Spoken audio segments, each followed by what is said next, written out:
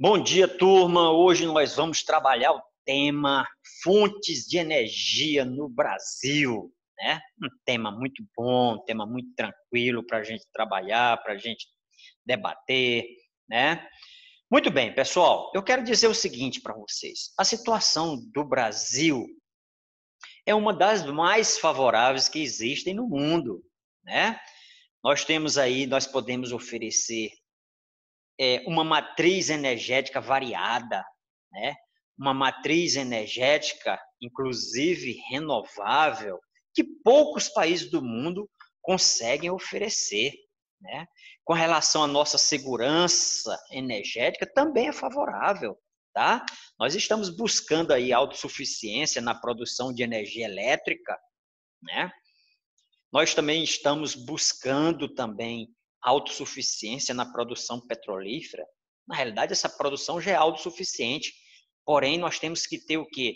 Refinarias, porque muito desse petróleo vai para o exterior, refina e volta, mais caro, obviamente. Então nós temos que melhorar aí e atingir essa autossuficiência com a construção, turminha, com a construção, né, de mais refinarias. Tá certo? Claro, não é somente um mar de rosas, pelo contrário, nós temos problemas conjunturais, nós temos problemas de toda ordem, atrasos em obras, né, superfaturamento, corrupção, aumento no custo de produção, tá? Entre outros problemas que nós temos aí, tá, galera? Pois bem, turma, eu já falei para vocês que o consumo de energia também é um indicador social. Claro, uma família, um país, uma região que consome mais energia, né, tem um padrão de vida mais elevado, certo? Tem maior desenvolvimento. Um grande exemplo, né? As duas Coreias. A Coreia do Sul tem um consumo gigantesco de energia, a Coreia do Norte nem tanto. Mas isso prova, né, a superioridade econômica da Coreia do Sul em relação à Coreia do Norte, né? Muito bem, turma. Então, o Brasil é um país em desenvolvimento, muitos chamam de país emergente, e já se largou muito esse termo de terceiro mundo, né? Porque ele é muito depreciativo. Então, o país hoje tem esse status de país em desenvolvimento, certo?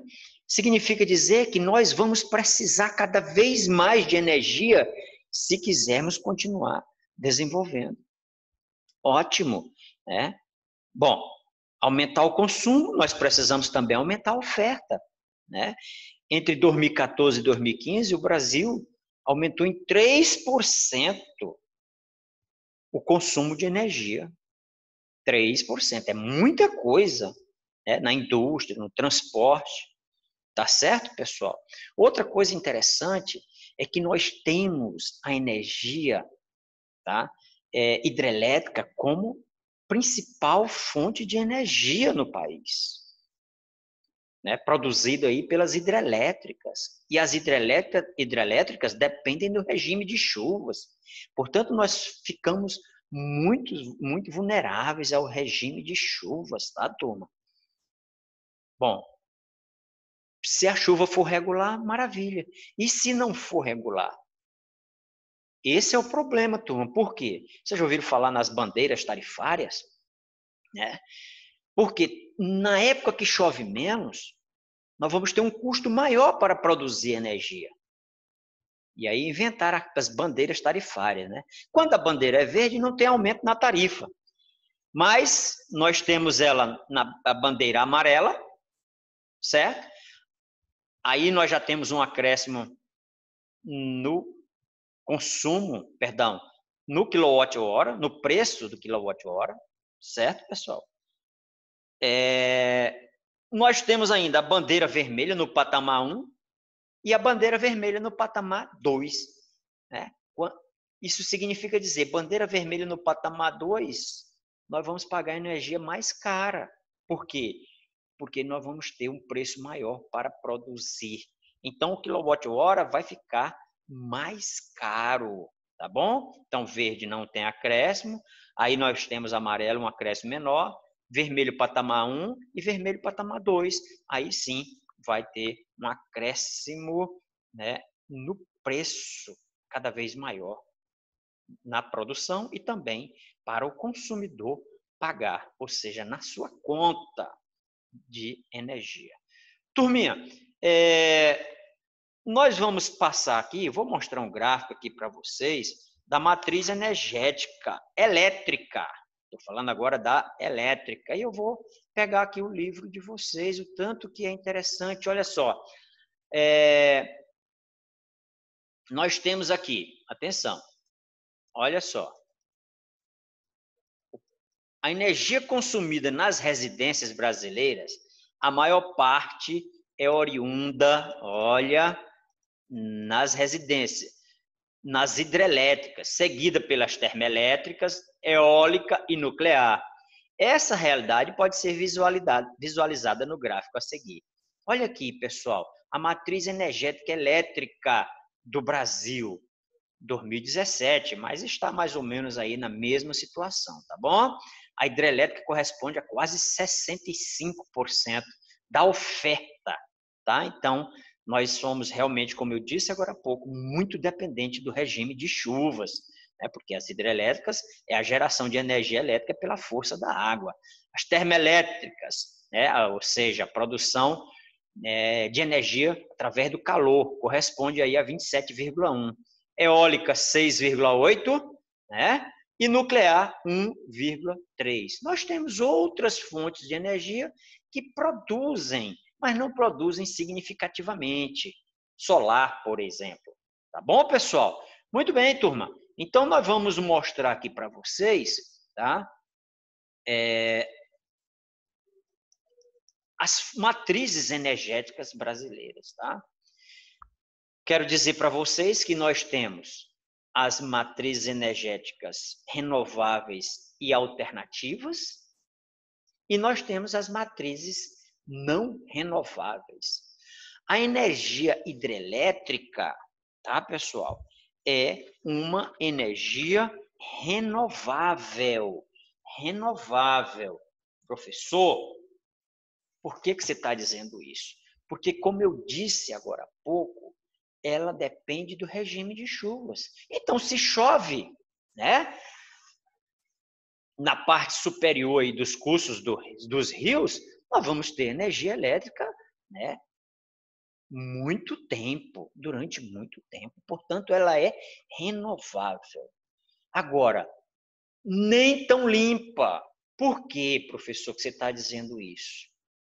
Porque durante a produção, a instalação de uma usina hidrelétrica, nós vamos ter, pessoal, muitos problemas ecológicos, muitos problemas ambientais, tá? Ela gera pouco resíduos, tá? Não tem emissão de gás carbônico, né, na sua transmissão. Tá legal? Na sua transmissão, a energia transmitida, né, ela não tem resíduos, ela não emite gás carbônico durante o processo de transformação. Por outro lado, os investimentos são altíssimos. Altera a paisagem, olha aí um problema ambiental. Alaga áreas, expulsa animais nativos, ou seja, mexe com a flora, com a fauna, tá? E exige deslocamento de pessoas e comunidades inteiras. Esse é o problema com a energia hidrelétrica, tá, pessoal? Depois que está gerada, para transmitir até chegar no seu lar, tranquilo, mas na sua implementação, na sua implantação, traz uma série de problemas que eu acabei de citar aqui para vocês. Tá? Além disso, pessoal, as hidrelétricas elas criam um lago artificial. E esse lago, né, ele vai, né, obviamente, inundar grande área, né, e pode não, emite metano. Esses grandes lagos, essas grandes barragens, emite metano, que é um gás do efeito estufa, né, turminha? Pois muito bem, vamos para frente, pessoal. O Brasil, né, nós temos aí grandes usinas, nós temos Itaipu, que é a segunda maior do mundo, nós temos Ilha Solteira, né, Três Marias, nós temos Xingó, nós temos várias, Tucuruí, nós temos várias outras, pessoal, tá, que fornecem energia para o Brasil. E esses sistemas estão interligados. Muitas vezes se produz energia lá no norte, lá na Amazônia, mas ela vai atender, né, parte do sul, do sudeste, do nordeste. Por quê? Porque esses sistemas estão cada vez mais interligados. O Brasil tem hoje 219 usinas hidrelétricas instaladas, tá, pessoal? E a construção de algumas usinas tem trazido também impactos ambientais, né, pessoal? Por exemplo, a hidrelétrica de Tucuruí, né, foi construída para atender o Maranhão, Tocantins, principalmente o grande projeto Carajás. É isso, turma? Tá? E a indústria de alumínio também, que fica lá mais ou menos 270 quilômetros da foz do rio Tocantins.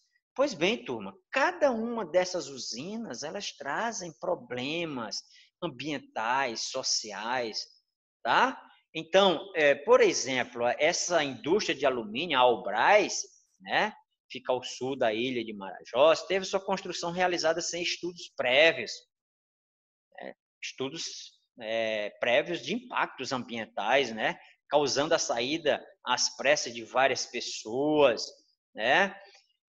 Por quê? Porque a água começava a invadir a localidade onde essas pessoas moravam. Portanto, é um problema sim. A hidrelétrica de Balbina, que é considerada um grande desastre da engenharia, tá, pessoal? No rio Matã, o Atamã, desculpa, o Atamã, a 300 quilômetros de Manaus, né? Ela foi numa área de pouca declividade, certo?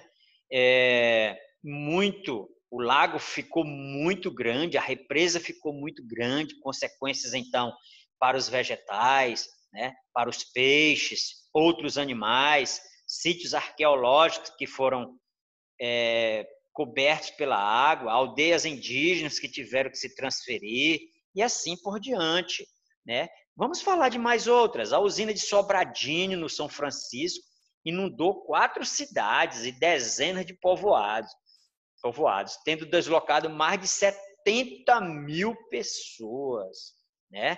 Que foram reassentados a mais ou menos 700 quilômetros de onde residiam. Quer dizer, trouxe realmente grandes impactos sociais e ambientais. Sobradinho, que é uma das nossas maiores, aí fica aquele dilema, vai ter sempre um custo, mas o Brasil precisa gerar energia. Esse debate aí nós não vamos entrar, mas sempre acontece. A usina de Taparica, né, fica no Vale Médio do São Francisco, fez a barragem, né, o grande lago artificial, fez desaparecer aí, né, vestígio da ocupação colonial ainda e pré-histórica, né? Xingó, né, no Rio São Francisco, entre Alagoas e Sergipe, a construção levou várias décadas, né? E em 1994 esteve aí no alvo de um esquema de corrupção, além de ter sido objeto de críticas por ambientalistas. Muito bem, turma, nós temos esses problemas, tá? Esses problemas. Outras hidrelétricas, inclusive nós vamos falar, temos que lembrar de Belo Monte, no Rio Xingu, que é na bacia amazônica, tá? Essa é para ser a nossa segunda maior hidrelétrica, né? Já foi envolvida em muitas polêmicas ambientais, Ministério Público, comunidade indígenas. Gente, isso tudo tem trazido atraso da obra, né? Além disso, né, desvios, corrupção. Belo Monte está envolvido em uma série de denúncias, tá certo, pessoal? Pois bem, e até hoje ela não está concluída, funciona ainda precariamente. Tá bom, turminha? Muito bem, eu vou ver aqui um slide, nós vamos ver, só para complementar aí essa parte de hidrelétrica, tá, turma? Ó, a hidroeletricidade ou hidrelétricidade é a principal matriz. Por quê? Né? Porque o país é imenso, tem rios gigantescos, né? Além de tudo, o Brasil é predominantemente planáltico, portanto, os rios correm com muita força, com muita velocidade. Algo interessante aqui, tá, pessoal? A bacia amazônica, por ser a maior do mundo, é claro que ela tem o maior potencial energético. Só que esse potencial energético não é instalado. Tem um grande potencial, mas não é instalado. Como é que eu posso explicar isso? Ora, para que se instalar um grande potencial na Amazônia, se lá é pouco industrializado e lá vivem poucas pessoas? Né? A gente tem que pensar nisso também. Claro que Belo Monte não vai atender só a região norte, ela vai atender outras regiões do Brasil, como eu falei para vocês, num sistema interligado. A bacia do Rio Paraná, que eu já falei lá em outra aula, quando nós falávamos das bacias, as bacias hidrográficas do Brasil, a bacia do Rio Paraná não tem o mesmo potencial da bacia amazônica, aliás, anda muito longe, porém é a de maior aproveitamento. Por quê? Essa bacia fica na porção do Brasil que é mais habitada, que é mais desenvolvida, que é mais industrializada. Tá certo? Então, como eu disse agora há pouco, nós temos aí, nas últimas décadas, né, no norte do Brasil, certo? Atraído aí grandes projetos de construção, usina do Rio Madeira e Belo Monte, que é no Rio Xingu, já falei para vocês. Tá bom, turma?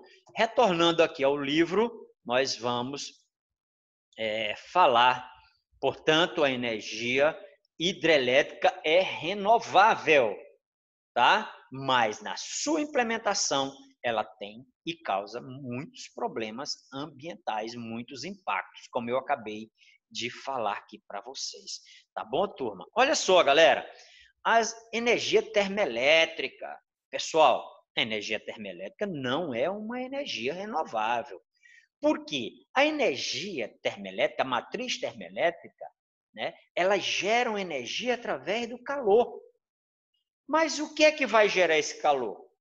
O gás, o carvão e o petróleo. Todos são combustíveis fósseis. Todos causam problemas ambientais, impactos ambientais. Todos causam poluição. Tá certo? Pois bem, turma, a energia termoelétrica, portanto, elas são geradas pelo calor e esse calor advém dos combustíveis fósseis, do petróleo, do carvão, do gás natural. E o carvão que é utilizado, tá, é o chamado carvão vapor, né? Carvão que eu diria assim, uma qualidade inferior do que o carvão siderúrgico, tá, pessoal?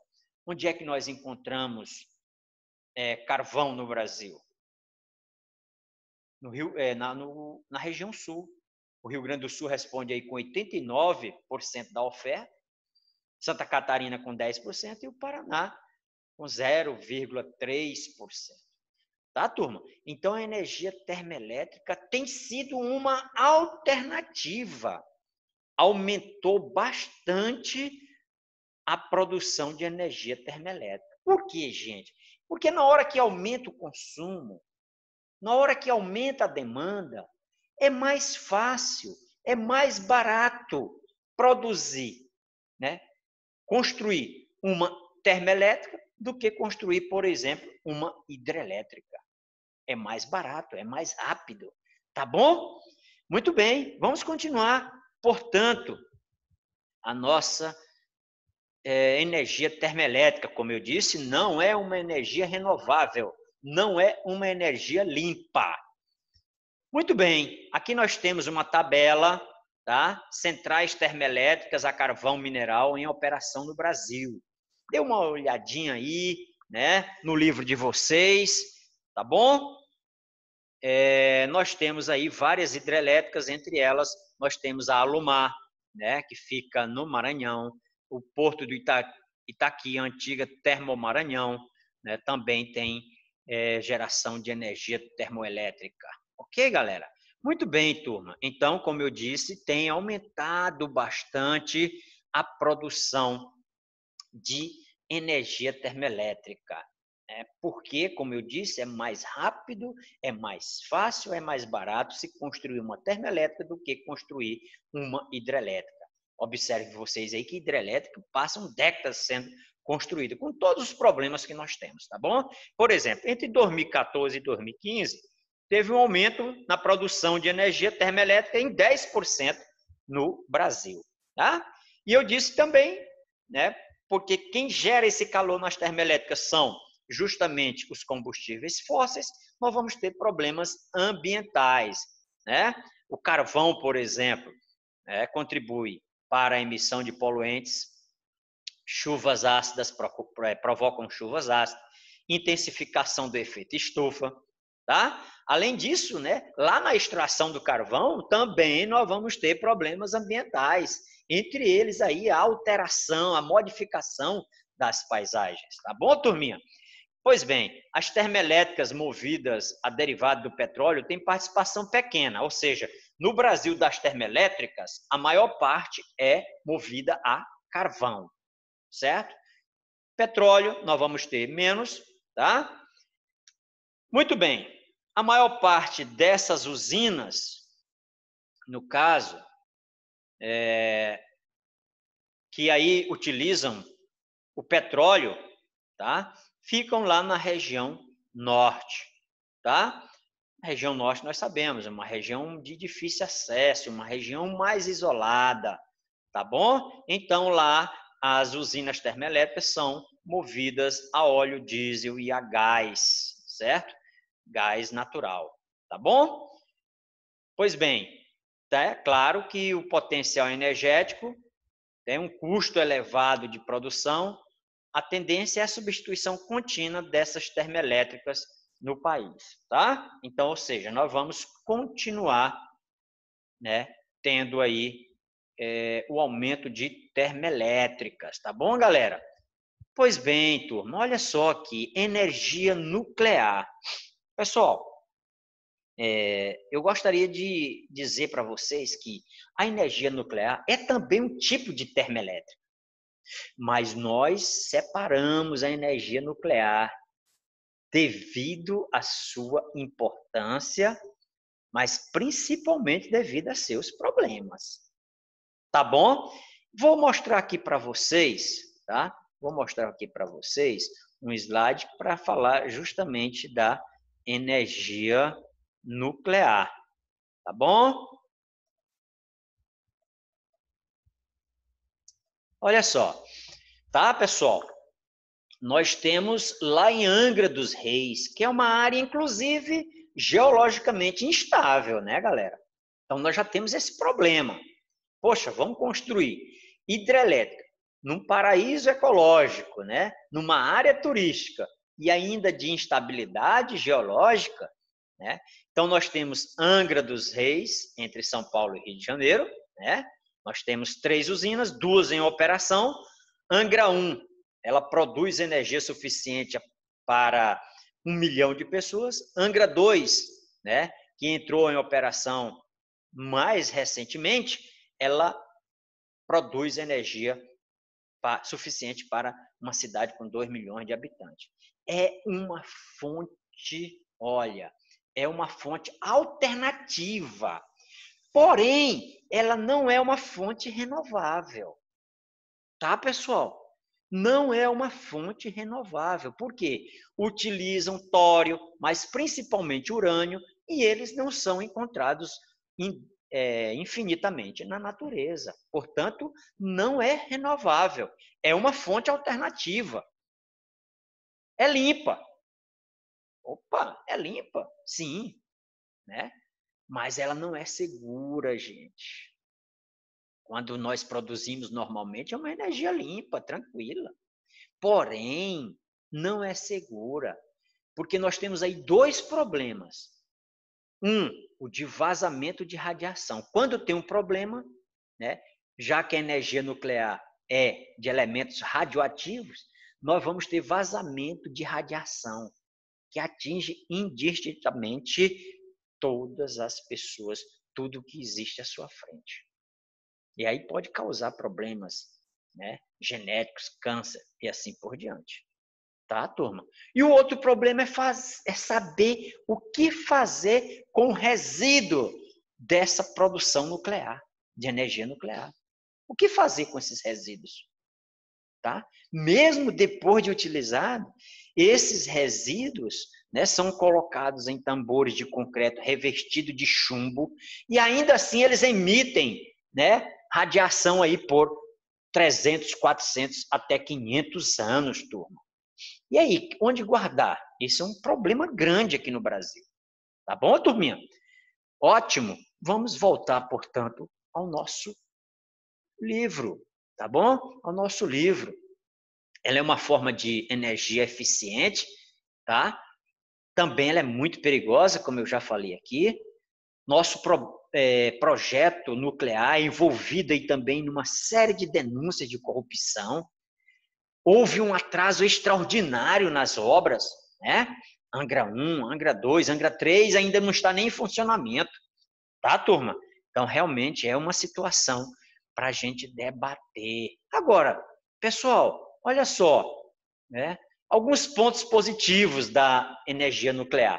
Eficiência energética, disponibilidade de matéria-prima, porque se utiliza pouco material radioativo, baixa emissão de gases poluentes, né? Por isso que eu falei que ela é limpa, e baixa vulnerabilidade às condições climáticas, ou seja, não depende do regime de chuva, não depende de chuvas, não depende dos ventos, não depende da radiação solar, mas tem pontos negativos.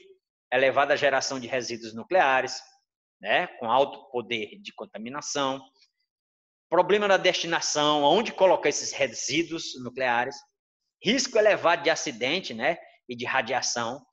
Em caso de acidente, a contaminação do solo, da água, dos seres vivos, com risco de morte e aumento dos casos de câncer.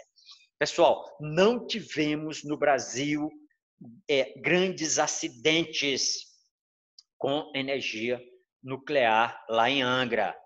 Nós tivemos um problema de energia nuclear com o Césio 137, mas foi em Goiânia e não tinha nada a ver com a produção de energia em grande escala. Nós tivemos, sim, problemas de energia nuclear, de vazamento de radiação nos Estados Unidos, né? No Japão, na Ucrânia, que era a antiga União Soviética. Ok, galerinha? Vamos para frente, então? Muito bem, turma. Olha aí. Nós vamos falar, portanto, das energias alternativas. E o Brasil gigante, o Brasil de uma extensão territorial, tem essas energias alternativas. E quase todas as energias alternativas, elas são limpas. Tá? Nem todas, eu acabei de dizer. A energia nuclear é uma alternativa, porém ela pode ter problemas, né? Agora, a energia eólica, gente, tá? Nós passamos, turma, de 2,8, bem, tem 28% no livro de vocês, mas faça a correção. Passamos de uma participação da energia eólica de 2,8 para 6,8 atualmente. Estamos crescendo aí, né? Muito a oferta de energia eólica. Eu não preciso explicar que a energia eólica, né, é aquela que se obtém pela força dos ventos, tá, turma? Região, né, mais propícia para a geração de energia eólica no Nordeste e no Sul do Brasil. Alguém vai dizer, professor, mas tem vento em todo lugar. Sim, tem, mas ele precisa de umas condições, de uma velocidade constante. Tá? E não é em todo o Brasil que nós vamos ter essas características, tá bom, turma? Os maiores produtores do país: Rio Grande do Norte, Bahia, em segundo lugar, Ceará, Rio Grande do Sul e o Piauí. Tá? Então, observem aí que diversos estados do Nordeste, né, já estão investindo muito na produção de energia eólica. Quando você viaja no Nordeste, né, aqui pelo Nordeste, né, por exemplo, quando você passa do Piauí para Pernambuco, certo? Você vai ver um parque eólico gigantesco, né? Em outros locais também do Nordeste, nós temos aí grandes parques eólicos, aproveitando a força do vento para a produção de energia. Além de limpa, pessoal, estima-se que ela é até 70% mais barata do que a energia produzida como por uma hidrelétrica, por exemplo. Tá bom? Então é muito legal, né? O Brasil ainda tem muito que explorar, o Brasil ainda tem muito que crescer na oferta de energia eólica. Como eu disse, uma energia alternativa, tá bom? Que está crescendo aí na nossa matriz. Outra coisa, pessoal, o espaço, né, onde nós temos parque eólico, basicamente não vai atrapalhar nada. Né? Se cria gado naquele local, pode continuar criando. Se planta naquele local, por quê? Porque as torres não vão atrapalhar. Alguém fala, não, mas as torres podem atrapalhar aí as aves migratórias, né? O trajeto, as ondas de TV, de rádio, né? Menos, né, pessoal? Nós não vamos nem entrar nessa discussão, tá bom? Muito bem, então nós temos aqui um mapa com potencial eólico, né, galera?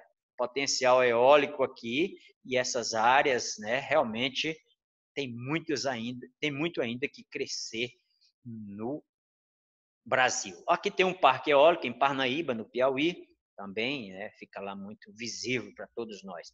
E nós temos a energia solar, né? O Brasil, que é um país privilegiadíssimo, né? Um país tropical, né? Tem uma parte lá subtropical, mas ainda assim também, né, nós temos radiação solar abundante. E aí, pessoal, né, a energia solar, claro, a energia proveniente da radiação, né, dos raios solares, que são captados por painéis, e esses painéis geram energia que são ali, digamos, armazenadas em baterias. Tá certo, turma? Bom, muito bem, pessoal. Esse mapa aqui, olha só, esse mapa mostra justamente as faixas no Brasil, aqui em Roraima, tá? Fica bem cima da linha do Equador, digamos assim. E essa faixa central aqui, olha só, que tem grande radiação solar, tá? Essa faixa amarela, quer dizer, o Brasil inteiro é propício para a produção de energia solar, tá? Claro que o sul, né, tem uma produção um pouco menor, como eu já disse, a sua posição geográfica, o sul, região sul que eu falo, tá, turma?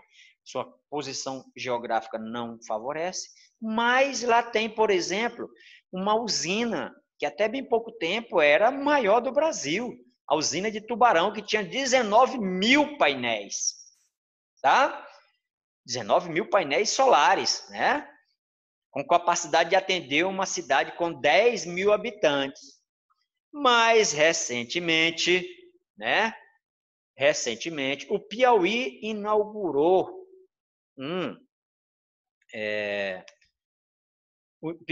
uma usina solar, né? Pessoal, pasmem aí vocês, com 1 milhão de painéis. 1 milhão de painéis é equivalente a uma área a 700 campos de futebol, né? E é capaz de abastecer diariamente uma cidade com 1,2 milhão de habitantes. Gente, é muita coisa, né? Então, Piauí, vocês já perceberam aí, né? E outros estados do Nordeste destacam aí na produção de energias alternativas, né? A energia hidrelétrica não é considerada uma energia alternativa, embora a gente classifique como renovável. Tá bom, turma? Cuidado aí para a gente não fazer confusão. Ela é uma alternativa pela condição do Brasil ser grande, ter muitos rios. Mas as energias alternativas são essas menos tradicionais. Solar, nuclear, eólica e biomassa. Olha só, pessoal, o Brasil se destaca também. Então, vocês observem aí que o Brasil, né, tem essa capacidade, né, de ter aí várias fontes, várias matrizes de produção de energia. E a biomassa consiste no uso de matéria orgânica, né, galera? Resíduos agrícolas, grãos e plantas específicas para a geração de energia elétrica e combustível, como o biodiesel e o biogás, tá? Então, são alternativas para o combustível fóssil. No Brasil, nós destacamos o que, pessoal? A produção de etanol, tá? Esse projeto é pró-álcool, né, galera? Que começou lá em 75, ainda no governo militar. Por quê? Era uma resposta à crise do petróleo de 73. E o Brasil não era autossuficiente, criou pioneiramente no mundo uma fonte alternativa aí aos combustíveis fósseis, ao petróleo, né? E o Brasil consegue desenvolver e produzir etanol, né? Através de quê? Da cana de açúcar. Nos Estados Unidos eles produzem, mas é do milho, portanto sai mais caro para eles produzirem. E o Brasil, né, além de ser uma alternativa, né, o Brasil começou também a produzir carros movidos a álcool, o bicombustível, né, pode ser álcool e gasolina. Além disso, o Brasil tem uma mistura bem significativa, né, de álcool na gasolina para justamente equilibrar aí os preços. Tá legal, pessoal? Então, no Brasil, nós fabricamos etanol através da cana, né, pessoal? A partir da cana, que é o principal biocombustível fabricado pelo país, certo?